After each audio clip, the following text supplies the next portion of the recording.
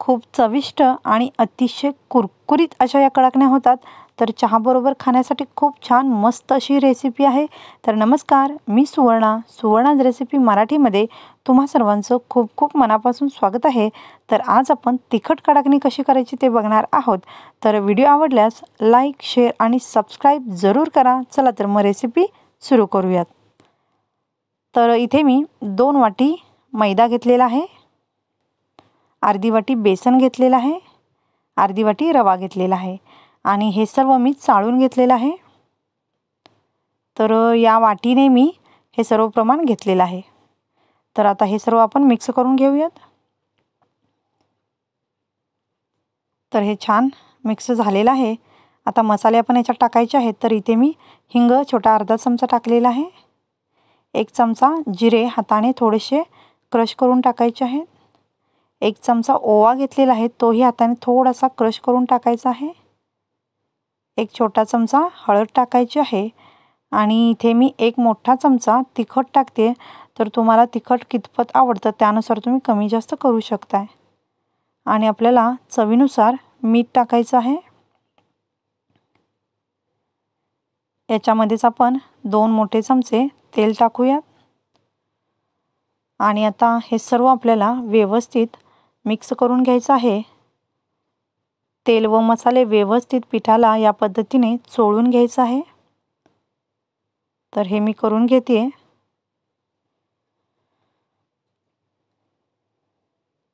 तर या पद्धतीने मी छान पिठाला मसाले तेल लावून घेतलेलं आहे. तर बघू शकता तुम्ही पीठ छान हलकं असं झालेलं आहे. तर आता याच्यामध्ये आपण थोडं थोडं पाणी टाकून हा गोळा मळून घेऊया. तर ह्या पिठाचा गोळा आपल्याला घट्टसर मळायचा आहे. त्याच्यामुळे आपल्या कडाकण्या ज्या आहेत छान कुरकुरीत होतात. तर पाणी थोडं थोडं टाकत आपल्याला हा छान घट्टसर गोळा मळायचा आहे.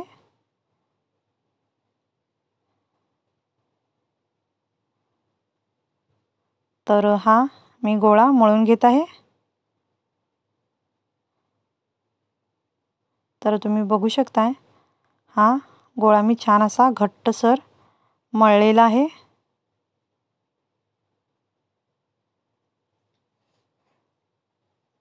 एक मिनिटभर आपण याला मळून घेऊया. तर छान सॉफ्ट असा हा गोळा होतो. तर हे आपलं कणिक मळून तयार आहे. तर आता आपण याला एक 10 ते 15 मिनिटासाठी ठेवून देऊया आणि 15 मिनिटानंतर आपण याच्या कडाकण्या बनवायच्या आहेत. तर 15 मिनिटानंतर मी हा गोळा परत एकदा छान मळून घेते आणि याचे छोटे छोटे गोळे बनवून कडाकण्या आपण बनवायचे आहेत. तर गोळे तुम्ही तुमच्या आवडीनुसार लहान मोठे करू शकताय. तर या पद्धतीने मी हे गोळे बनवलेले आहेत आणि थोडासा मैदा लावून मी या कडाकण्या लाटून घेते. तर इथे तुम्ही तेलसुद्धा लावू शकताय. पण पिठाने लाटल्यामुळे छान पातळ अशा या कडाकण्या लाटल्या जातात. तर गरज पडल्यास मध्ये मध्ये थोडंसं आपण मैदा भुरभुरायचा आहे आणि पातळ अशी ही कडाकणी लाटून घ्यायची आहे. तर ही बघा या पद्धतीने मी पातळ अशी ही कडाकणी लाटलेली आहे. तर याच पद्धतीने आपण राहिलेल्या ज्या कडाकण्या आहेत त्यासुद्धा या पद्धतीने गोळे करून लाटून घ्यायचे आहेत पिठाच्या हाताने. तर छान पातळ अशा या कडाकण्या पीठ लावून लाटलं की लाटल्या जातात. तर तेलाने इतक्या पातळ लाटल्या जात नाहीत. तुम्हाला हवं तर तुम्ही तेलसुद्धा लावू शकताय. पण छान पातळ व्हाव्यात यासाठी तुम्ही पीठ लावून जरूर लाटा.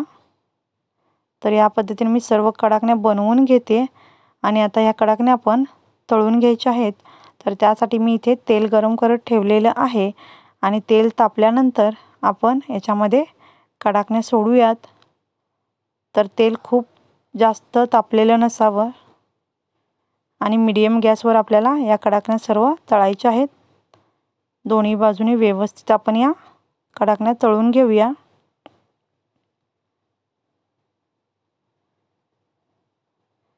तर या कडाकण्या खूप छान आणि कुरकुरीत होतात. खूप मस्त लागतात. मधल्या वेळेस खाण्यासाठी किंवा संध्याकाळच्या वेळेस खाण्यासाठी खूप छान असा हा पर्याय आहे. चहाबरोबर खाण्यासाठी खूप मस्त लागतात. तर या पद्धतीने आपण या कडाकण्या सर्व तळून काढायच्या आहेत. तर बघू शकता तुम्ही खूप छान ही कडाकणी तळली गेलेली आहे. खूप छान मस्त रंग आलेला आहे.